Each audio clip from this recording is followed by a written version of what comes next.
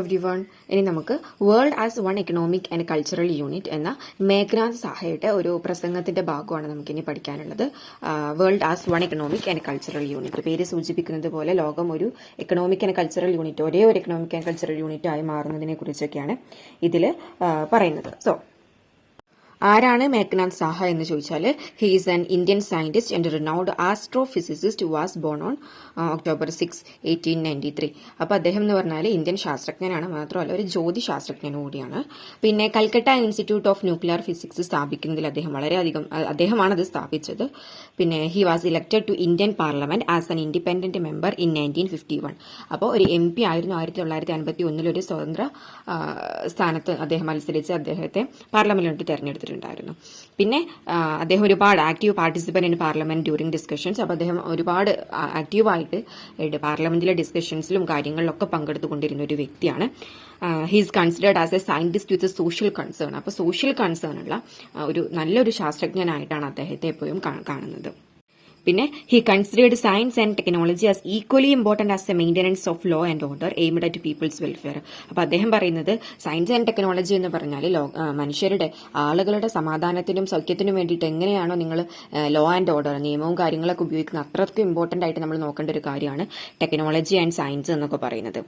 അപ്പോൾ അദ്ദേഹം എപ്പോഴും സയൻസ് ആൻഡ് ടെക്നോളജിക്ക് വളരെ ഇമ്പോർട്ടൻസ് നൽകിയുകൊണ്ട് സാമൂഹിക വ്യവസ്ഥയിൽ നിന്ന് സംസാരിക്കുന്ന ഒരു വ്യക്തിയായിരുന്നു. പിന്നെ അദ്ദേഹം എന്ന് പറഞ്ഞാൽ Saha's fundamental contribution to Indian science lies in the providing it with an institutional basis. അങ്ങനെ വന്ന അദ്ദേഹത്തെ നേരത്തെ പറഞ്ഞ പോലെ സയന്റിസ്റ്റ് അസോസിയേഷൻസ് ഫോം ചെയ്യാനൊക്കെ അദ്ദേഹം എപ്പോഴും മുന്നോട്ട് വന്നിരുന്ന ഒരു വ്യക്തിയാണ്. പിന്നെ 1934 അദ്ദേഹത്തെ ഇന്ത്യൻ സയൻസ് കോൺഗ്രസിന്റെ ഒരു പ്രസംഗത്തിൽ അദ്ദേഹത്തിന്റെ ഒരു പ്രസിഡൻഷ്യൽ അഡ്രസ് വളരെ ഇമ്പോർട്ടന്റ് ആണ്. അതിന്റെ ഒരു ഭാഗമാണ് നമുക്ക് ഇന്ന് പഠിക്കാനുള്ളത്. A visionary in the truest sense of the word, his presidential address at the Indian science congress in 1934 is probably the clearest exposition of his vision. അദ്ദേഹത്തിന്റെ എല്ലാ വിഷനും ആ ഒരു സ്പീച്ചിൽ ഉൾക്കൊണ്ടിട്ടുണ്ട് എന്നാണ് വിശ്വസിക്കുന്നത്. While advocating the establishment of an Indian Academy of Science, the speech brought to the fore another of Saha's primary concerns, recurring flood in river embankments. അപ്പോൾ അദ്ദേഹത്തിന്റെ ഈ ഒരു സ്പീച്ചിൽ ഇന്ത്യൻ അക്കാഡമി ഓഫ് സയൻസ് ഉണ്ടാക്കുന്നതിനെ കുറിച്ച് സംസാരിക്കുന്നുണ്ട്. അതിനപ്പുറത്തേക്ക് അദ്ദേഹം സംസാരിക്കുന്നത് അദ്ദേഹത്തിന്റെ അദ്ദേഹം പ്രാഥമികമായിട്ട് അദ്ദേഹത്തിന്റെ ഒരു ശ്രദ്ധ ചെലുത്തിയിരുന്ന ഒരു ഭാഗമുണ്ട്. അതെന്ന് പറഞ്ഞാൽ ഈ തുടരെയുള്ള ഈ ഫ്ലഡ്സും കാര്യങ്ങളൊക്കെ ഉണ്ടല്ലോ, ഈ നദീതട തീരത്തുണ്ടാകുന്ന ഈ ഒരു ഫ്ലഡ്സിനെ കുറിച്ചും അതിന്റെ കാര്യങ്ങളെ കുറിച്ചും സംസാരിക്കുന്നുണ്ട്. An architect of river planning in India. അപ്പോൾ നമ്മുടെ ഇന്ത്യയിലെ റിവർ പ്ലാനിങ്ങിന്റെ ഒരു ശില്പി എന്ന് തന്നെ അറിയപ്പെടുന്ന ഒരു വ്യക്തിയാണ് അദ്ദേഹം. He made a stellar contribution in the areas of flood control and harnessing river water, framing the original plan for the Damodar valley project which became the model for multi purpose river valley projects in India. അപ്പോൾ അദ്ദേഹം ഈ പ്രളയത്തിനെ control ചെയ്യുന്നതിനെ കുറിച്ചും അതുപോലെ തന്നെ ഈ ഒരു river വാട്ടറിനെ control ചെയ്യുന്നതിനെ കുറിച്ചും ഒരുപാട് ആ ഒരു ഭാഗത്ത് അദ്ദേഹം ഒരുപാട് സംഭാവന നൽകിയിട്ടുണ്ട്. പ്രത്യേകിച്ചിട്ട് എടുത്തു പറയേണ്ടത് ദാമോദർ വാലി പ്രോജക്റ്റ് അദ്ദേഹമാണ് യഥാർത്ഥത്തിൽ ഫ്രെയിം ചെയ്തിട്ടുള്ളത്. ആ ഒരു പ്രോജക്റ്റ് പിന്നെ ഒരുപാട് ഇതേപോലെയുള്ള മൾട്ടി പർപ്പസ് റിവർ വാലി പ്രോജക്ട്സിനൊക്കെ ഒരു മോഡലായിട്ട് വന്നിട്ടുള്ള ഒരു പ്രോജക്റ്റാണ്. അപ്പോൾ ഇതിൽ ജസ്റ്റ് അദ്ദേഹം ഈ ഒരു ഇന്ത്യൻ സയൻസ് കോൺഗ്രസിന്റെ ആ ഒരു പ്രസിഡൻഷ്യൽ അഡ്രസ്സിൽ പറയുന്ന ഭാഗങ്ങളാണ് ജസ്റ്റ് പറയുന്നത്. ടെക്സ്റ്റ് നോക്കാം. The return of Indian Science Congress to Bombay for the third time after the lapse of 8 years bespects of the large-hearted liberality of which the citizens of Bombay have been distinguished. അപ്പോൾ 8 വർഷങ്ങൾക്കുള്ള ഇടവേളയ്ക്ക് ശേഷം Indian science congress ബോംബെയിലോട്ട് തിരിച്ചു വന്നിരിക്കുന്നു. അതായത് ഇതിനു മുമ്പ് Indian science congress വേറെ എവിടേക്കോ ആയിരുന്നു നടന്നിട്ടുണ്ടായിരുന്നത്. 8 വർഷങ്ങൾക്ക് ശേഷമാണ് വരുന്നത്. അത് ഈ ബോംബെയിലെ പൗരന്മാരുടെ വിശാല മനസ്കതയും അവരുടെ ആ ഒരു ഉദാരതയും ഒക്കെ കാണിക്കുന്നുണ്ട് എന്നാണ് അദ്ദേഹം അതിൽ പറയുന്നത്. ഫസ്റ്റ്, ഓൺ ദിസ് ഒക്കേഷൻ, അപ്പോൾ ഈ ഒരു അവസരത്തിൽ specially on behalf of the scientist assembled here, ഇവിടെ ഇവിടെ ഒരുമിച്ച് കൂടിയ എല്ലാ ശാസ്ത്രജ്ഞരുടെയും ഒരു പേരിൽ I have to convey to the hostess our heartfelt thanks for the ready response which they made to our call of distress. അപ്പം ഇങ്ങനെ ഒരു സംഭവം നടത്തണമെന്ന് പറഞ്ഞപ്പോഴത്തേക്കും മുന്നോട്ട് വന്ന് നമ്മളെ സ്വീകരിച്ച നമ്മളുടെ ഈ ഒരു ബോംബെയിലെ എല്ലാ ആളുകളെയും നമ്മൾ ആദ്യം തന്നെ എല്ലാവരുടെയും പേരിൽ നമ്മൾ താങ്ക് യു, അവർക്ക് നന്ദി പറഞ്ഞുകൊണ്ടാണ് അദ്ദേഹം തുടങ്ങുന്നത്.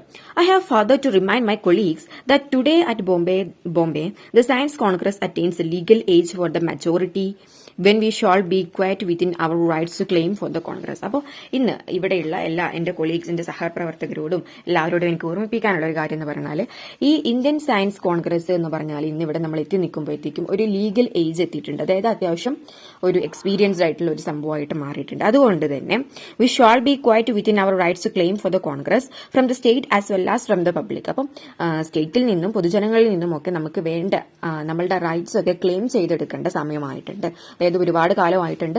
അതുകൊണ്ട് തന്നെ നമുക്ക് നമ്മുടെ റൈറ്റ്സിനെ കുറിച്ച്, നമ്മുടെ അവകാശങ്ങളെ കുറിച്ചൊക്കെ ചോദ്യം ചെയ്യണം. ഓക്കെ, അങ്ങനെ പറയാണ്. Those rights and privileges which are enjoyed by similar associations in other countries of the world. അപ്പോൾ ഇതുപോലെയുള്ള ഒരുപാട് സംഘടനകളൊക്കെ വേറെ രാജ്യത്തും കുറേ ഉണ്ട്. അവരൊക്കെ അവരുടെ രാജ്യത്ത് നിന്നും അവരുടെ സ്റ്റേറ്റിൽ നിന്നും ഒരുപാട് ഇതുപോലുള്ള അവകാശങ്ങളും പ്രിവിലേജസ് ഒക്കെ നേടിയെടുക്കുന്നുണ്ട്. അതേ അവകാശങ്ങൾ നമുക്ക് ഇപ്പോൾ ചോദ്യം ചെയ്യണം, നമുക്ക് ക്ലെയിം ചെയ്തെടുക്കണം, നമുക്ക് ആവശ്യപ്പെടാനുള്ള സമയമായിട്ടുണ്ട് എന്നാണ് പറയുന്നത്. But of these demands I shawl speak only during the concluding part of my address. അപ്പോൾ ഈ കാര്യങ്ങളൊക്കെ ഞാൻ ഈ ഒരു പ്രസംഗത്തിന്റെ അവസാന ഭാഗത്ത് പറയാം. അറ്റ് പ്രസന്റ്, അപ്പോൾ ഇപ്പൊ പറയുന്നത്, the fact is slowly dawning on the public that the world is fast becoming one economic unit. ലോകത്ത് അതുപോലെ തന്നെ പൊതുജനങ്ങൾക്കിടയിലൊക്കെ ഇപ്പോൾ ഒരു തെളിഞ്ഞു വരുന്ന ഒരു വസ്തുത എന്ന് പറയുന്നത്, ഇപ്പൊ ഈ ലോകം മൊത്തം ഒരേ ഒരു എക്കണോമിക് യൂണിറ്റ് ആയിട്ട്, ഒരേ ഒരു സാമ്പത്തിക യൂണിറ്റ് ആയിട്ട് മാറിക്കൊണ്ടിരിക്കുക എന്നുള്ള വസ്തുത ജനങ്ങൾക്കൊക്കെ മനസ്സിലായിക്കൊണ്ടിരിക്കുന്നു എന്നാണ് പറയുന്നത്.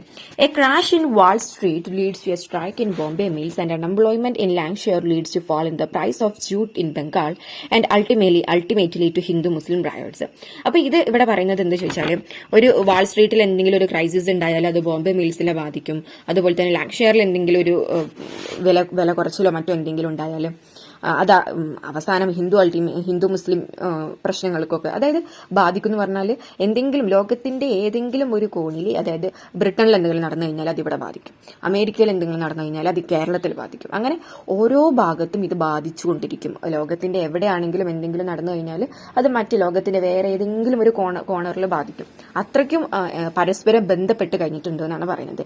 A prosperous year in India leads to increased consumption of foreign goods.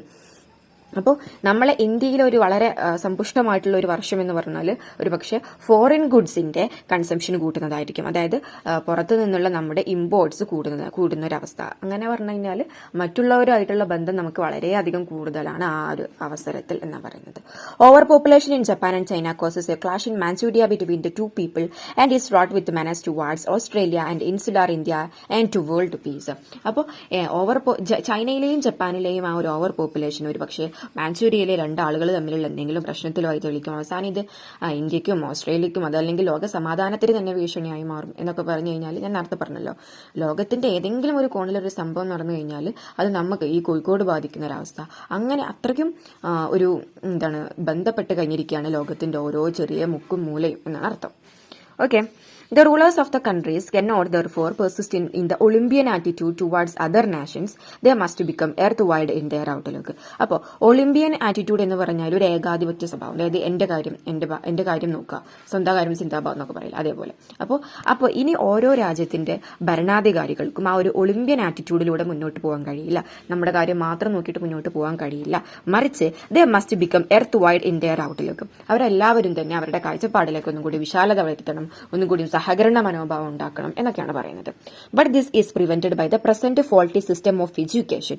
പക്ഷേ ഇതൊക്കെ ഇപ്പൊ തടസ്സപ്പെട്ട് ഇരിക്കുന്ന ഒരു കാരണം എന്താ വെച്ചാൽ ഇപ്പോഴത്തെ ഒരു വിദ്യാഭ്യാസ രീതിയാണ്. ആ വിദ്യാഭ്യാസ രീതി എങ്ങനത്തതാണെന്നാണ് പറയുന്നത്. Which seeks to perpetuate the medieval mind and brings only small percentage of the population under the humanising influence of the science. ഇപ്പോഴും അത് ഒരു മിഡീവൽ, ഒരു മധ്യകാലഘട്ടത്തിൽ ആ ഒരു കാര്യങ്ങളിലൂടെ ഇപ്പോഴും ചുറ്റിപ്പിണഞ്ഞ് കിടക്കുകയാണ്. മാത്രമല്ല ഈ വിദ്യാഭ്യാസം മുഴുവൻ ജനതയുടെ ഒരു ചെറിയൊരു പെർസെന്റേജ് ആളുകളെ മാത്രമാണ് ഈ ഒരു സയൻസിന്റെ അത്രക്കും ഇൻഫ്ലുവൻസിൽ കൊണ്ടുവരാൻ കഴിയുന്നത്.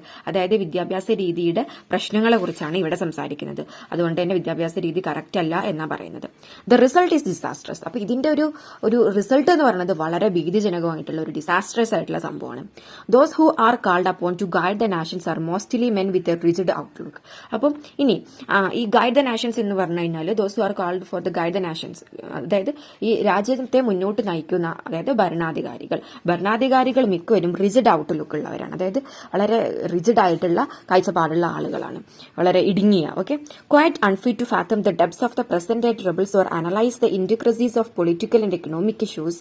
അപ്പോൾ ഇന്നത്തെ നമ്മുടെ ഈ ഒരു സമൂഹത്തിൽ നടന്നുകൊണ്ടിരിക്കുന്ന രാഷ്ട്രീയപരമായിട്ടും സാമ്പത്തികപരമായിട്ടുള്ള ഒരുപാട് പ്രശ്നങ്ങളെ മനസ്സിലാക്കാനും അത് അനലൈസ് ചെയ്യാനും ഒന്നും അവർക്ക് കഴിയുന്നില്ല. And unable to hold out any programme of reconstruction.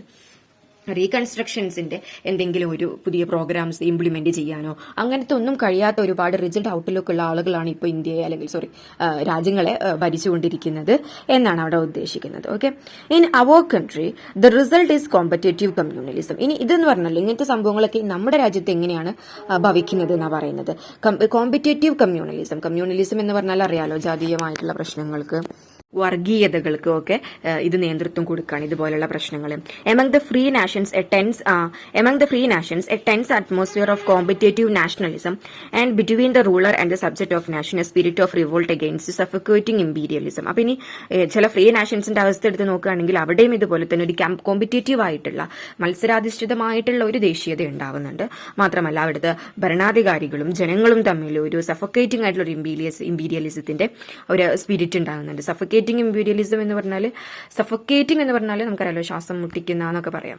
അതായത് അവിടെയുള്ള ഭരണാധികാരികളും ജനങ്ങളും തമ്മിൽ ഒരു പ്രശ്നം ഉണ്ടാകുമ്പോൾ സ്വാഭാവികമായിട്ടും സഫോക്കേറ്റിംഗ് നേരത്തെ പറഞ്ഞാൽ വീർപ്പ് മുട്ടിക്കുന്ന ഇമ്പീരിയലിസം എന്ന് പറഞ്ഞാൽ ഈ നേരത്തെ നമ്മുടെ സാമ്രാജ്യത്വം അങ്ങനത്തെ അതിനിടയിലുള്ള ഒരു റിവോൾട്ടിന്റെ സ്പിരിറ്റ് ഒക്കെ ഉണ്ടാക്കുന്നുണ്ട്. അപ്പൊ മൊത്തത്തിൽ ഇത് പ്രശ്നങ്ങൾക്ക് മാത്രമേ വഴി തെളിക്കുന്നുള്ളൂ എന്നാണ് പറയുന്നത്. Okay. Next, our economic and scientific studies show that the world has resources enough for her whole population. അപ്പോൾ നമ്മുടെ ഇപ്പോഴത്തെ നിലവിലുള്ള എക്കണോമിക്കുമായിട്ട് സാമ്പത്തികമായിട്ടും ശാസ്ത്രീയപരമായിട്ടുള്ള പഠനങ്ങൾ സൂചിപ്പിക്കുന്നത് നമ്മുടെ ഈ ഒരു ലോകത്തിൽ അതിന്റെ മുഴുവൻ പോപ്പുലേഷനുമുള്ള എല്ലാ വിഭവങ്ങളുമുണ്ട്.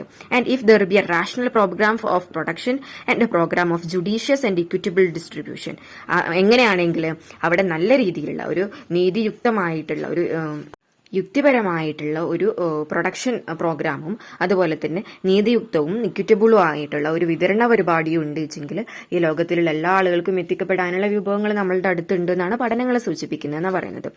Nobody should suffer from hunger, privation can even afford to have much better amenities of life. അപ്പം അങ്ങനെയാണെച്ചെങ്കിൽ ആർക്കും തന്നെ വിശപ്പിൽ നിന്നോ അതല്ലെങ്കിൽ ഹങ്കറിൽ നിന്നും സഫർ ചെയ്യേണ്ടി വരില്ല. മാത്രമല്ല ഇതുപോലെയുള്ള ബേസിക് നീഡ്സും കാര്യങ്ങളൊക്കെ കൂടുതലുണ്ടാവും, ബെറ്റർ ലൈഫ് ഉണ്ടാവും എന്നാണ് പറയുന്നത്.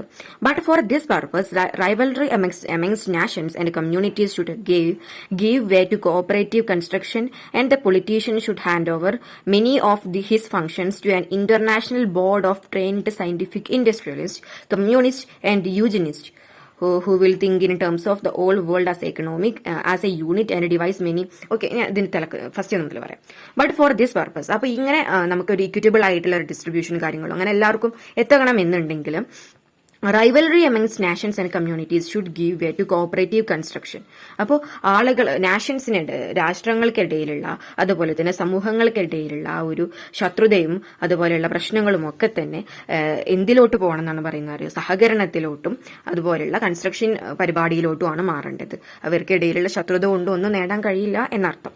And the politician should hand over many of his functions to an international board of trained scientific industrialists and economics and eugenists. അപ്പം ഈ ഒരു പൊതുവെ കണ്ടുവരുന്ന ഒരു സാഹചര്യം എന്തെന്ന് വെച്ചാൽ രാഷ്ട്രീയക്കാർ തന്നെ അവരുടെ എല്ലാം കയ്യിൽ ഒതുക്കേണ്ട ഒരു അവസ്ഥ വരികയാണ്.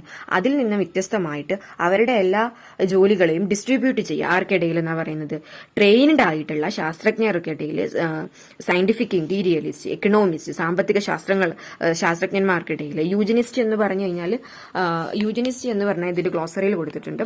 The idea that is possible to improve the human race by choosing who is allowed to have children. അപ്പോൾ മനുഷ്യരാശിയെ കുറിച്ച് കൃത്യമായിട്ട് പഠിച്ച് നല്ല രീതിയിൽ അവരെ മുന്നോട്ട് കൊണ്ടുപോകാൻ സഹായിക്കുന്ന കുറച്ച് ആളുകളാണ് യൂജനിസ്റ്റ് എന്ന് പറഞ്ഞു കഴിഞ്ഞാൽ. Who will think in terms of the all world as a unit and devise means by which more necessities of life can be got out of the earth. The all production should be controlled by scientific industrialist. അപ്പൊ ഇതിൽ പറയാണ്, അപ്പൊ ഇങ്ങനെ ഇവരുടെ കയ്യിലൊക്കെ നമ്മൾ ഈ ഒരു ചുമതലകളും കാര്യങ്ങളൊക്കെ ഡിസ്ട്രിബ്യൂട്ട് ചെയ്തു കഴിഞ്ഞാൽ അവർ ഈ ഒരു വേൾഡിനെ തന്നെ ഒരു യൂണിറ്റ് ആയി കണക്കാക്കിക്കൊണ്ട് ചിന്തിക്കും. മാത്രമല്ല devise means by which more necessities of life can be got out of the earth. അപ്പം ഭൂമിയിൽ നിന്നും കൃത്യമായ രീതിയിൽ എങ്ങനെയാണ് ഓരോരുത്തരുടെയും ആവശ്യങ്ങളെ ഫേസ് ചെയ്യുക എന്ന് അവർ കൃത്യമായിട്ട് കണ്ടെത്തി അതിന് ഡിസ്ട്രിബ്യൂഷൻ നടത്തിക്കൊണ്ടിരിക്കും. The all production should be controlled by scientific industrialist. അപ്പോൾ എല്ലാ പ്രൊഡക്ഷന്റെ കാര്യങ്ങളും സയന്റിഫിക് ഇൻഡസ്ട്രിയലിസ്റ്റിന്റെ കയ്യിൽ അങ്ങോട്ട് ഏൽപ്പിക്കാം. And the distribution should be supervised by the economist. അതിന് വേണ്ട മറ്റൊരു കാര്യം എന്ന് പറഞ്ഞാൽ ഇതിന്റെ വിതരണവും കാര്യങ്ങളൊക്കെ സാമ്പത്തിക ശാസ്ത്രജ്ഞന്മാരുടെ കയ്യിൽ അങ്ങോട്ട് ഏൽപ്പിക്കുക. അപ്പൊ ഇങ്ങനെയൊക്കെ ചെയ്തു കഴിഞ്ഞാൽ ഒരുപാട് വിഭവങ്ങളെ നമുക്ക് എഫക്റ്റീവായിട്ട് യൂട്ടിലൈസ് ചെയ്യാൻ പറ്റും. The eugenics should devise means for assigning a fixed quota of population to each geographical unit which it should not be allowed exceed. അപ്പൊ ഈ യൂജനിക്സ് എന്താ ചെയ്യേണ്ടതെന്ന് പറയാണ്, ഓരോ പ്രത്യേക ജിയോഗ്രഫിക്കൽ ആയിട്ടുള്ള ഭൂമിശാസ്ത്രപരമായിട്ടുള്ള ഓരോ മേഖല എടുത്തിട്ട് അവിടേക്ക് എത്രത്തോളം ആളുകളെ താമസിപ്പിക്കണം, എത്ര ആളുകൾ ഇവിടെ താമസിക്കണം എന്നൊരു കൃത്യമായിട്ടുള്ള ഡാറ്റ വെക്കാം. ഓക്കെ, ആ ഒരു ഡാറ്റയുടെ അപ്പുറത്തേക്ക് ഒരിക്കലും ലിമിറ്റിലോട്ട് ആ ഒരു പരിധി കടന്ന് പോവാതിരിക്കാനും ശ്രമിക്കാം. Assigning a fixed quota of population to each geographical unit, which it should not be allowed exceed. അപ്പോൾ അത് മറികടക്കാൻ ഒരിക്കലും അനുവദിക്കരുത്. It may seem to be a dream, but is perfectly feasible provided the educational program is thoroughly revised. അപ്പം ഇത് ഒരു പക്ഷേ തോന്നും നമുക്കിതൊന്നും സാധിക്കില്ല, ഇമ്പോസിബിൾ ആണെന്ന് തോന്നും. പക്ഷേ അത് പോസിബിൾ ആവും. എങ്ങനെയാണെന്ന് വെച്ചെങ്കിൽ നമ്മളുടെ ഇപ്പോഴുള്ള ഈ ഒരു വിദ്യാഭ്യാസപരമായിട്ടുള്ള പ്രോഗ്രാമും കാര്യങ്ങളൊക്കെ കൃത്യമായ രീതിയിൽ റിവൈസ് ചെയ്യുകയാണെന്ന് വെച്ചെങ്കിൽ നമുക്ക് ഇതിനൊക്കെ സാധിക്കുമെന്നാണ് പറയുന്നത്. A new educational scheme should be revised by a world's congress of foremost thinkers like Bergson, Einstein, Bertrand Russell, Smart, Spengler and others with. അപ്പോൾ ഇതുപോലെയുള്ള ആളുകളെ വെച്ചിട്ടൊക്കെ നമുക്കൊരു നല്ലൊരു വളരെ എഫക്റ്റീവ് ആയിട്ടുള്ള ഒരു പുതിയ വിദ്യാഭ്യാസ സമ്പ്രദായത്തെ നമുക്ക് ഡിവൈസ് ചെയ്തെടുക്കാൻ പറ്റണം എന്നാണ് പറയുന്നത്. With the special objective of weeding out medieval passions from the minds of the coming generation and for training them to a proper grasp and design sufficient appreciation of the beauty and power of science. അപ്പൊ ഈ നേരത്തെ പറഞ്ഞ പോലെ medieval പാഷൻസിൽ നിന്നൊക്കെ ഈ വരുന്ന പുതുതലമുറയെ അവരെ അതിൽ നിന്നൊക്കെ ഫ്രീ ചെയ്തിട്ട് മറിച്ച് സയൻസിന്റെ പവറിനെയും അതിന്റെ ബ്യൂട്ടിയെയും അപ്രീഷിയേറ്റ് ചെയ്യാനും അതിനെ കൂടുതൽ സ്വായത്തമാക്കാനും അതിനെ മനസ്സിലാക്കാനും ഒക്കെ പറ്റുന്ന രീതിയിലെ ട്രെയിനിങ് പുതുതലമുറക്ക് കൊടുക്കുകയാണ് വേണ്ടത്. അപ്പൊ ആ രീതിയിലുള്ള ഒരു വിദ്യാഭ്യാസ സമ്പ്രദായത്തെ നമുക്ക് ഡെവലപ്പ് ചെയ്തെടുക്കാൻ പറ്റണം. The joy of life for the grown up men will be provided not in designing means for the plunder or exploitation of our fellow men in various ways. അപ്പോൾ അവർ പറയാണ് നമ്മുടെ വളർന്നു വരുന്ന പുതുതലമുറയുടെ ആ ഒരു സന്തോഷം എന്ന് പറയുന്നത് ഒരിക്കലും തന്നെ നമ്മുടെ സഹോദരന്മാരുടെ നമ്മുടെ സഹജീവികളെ കൊള്ളയടിക്കാനും ചൂഷണം ചെയ്യാനുമുള്ള ഒരു തരത്തിലുള്ള ഡിസൈനിങ്ങും അതല്ലെങ്കിൽ അങ്ങനത്തെ കാര്യങ്ങളിലൂടെ അവരുടെ ജീവിതത്തിന്റെ സന്തോഷം കണ്ടെത്തല്, മറിച്ച് but in administering to their needs and in free development and display of finer faculties of mind. മറിച്ച് സഹജീവികളുടെ ആവശ്യങ്ങൾക്ക് ഒതുക്കുന്ന രീതിയിലുള്ള സഹായങ്ങൾ ചെയ്യാനും അതുപോലെ തന്നെ അവരുടെ സ്വന്തം ഡെവലപ്മെന്റിന് വേണ്ടിയിട്ടും അതുപോലെ തന്നെ finer faculties of the mind എന്ന് പറഞ്ഞാൽ എന്താണ്, അവരുടെ ഒരു ബ്രെയിനിന്റെ വളർച്ച അതല്ലെങ്കിൽ അവരുടെ സ്വയം വളർച്ച എന്നാണ് ഉദ്ദേശിക്കുന്നത്. അതിന്റെയൊക്കെ വളർച്ചയ്ക്ക് അതിനെ കൂടുതൽ പരിപോഷിപ്പിക്കാൻ വേണ്ടിയിട്ടൊക്കെ പ്രയത്നിക്കുന്നതാവണം അവരുടെ ജീവിതത്തിന്റെ കൂടുതൽ സന്തോഷം നൽകുന്നത് എന്നാണ് പറയുന്നത്. സോ ഇത് എന്താ പറയുക, കുറച്ച് ഡിഫിക്കൽട്ട് ആണെന്ന് തോന്നുന്നു ആദ്യം, കാരണം ഇത് വലിയ സെന്റൻസ് ആണ്. നിങ്ങളത് ബ്രേക്ക് ചെയ്ത് വായിച്ച് മനസ്സിലാക്കുക.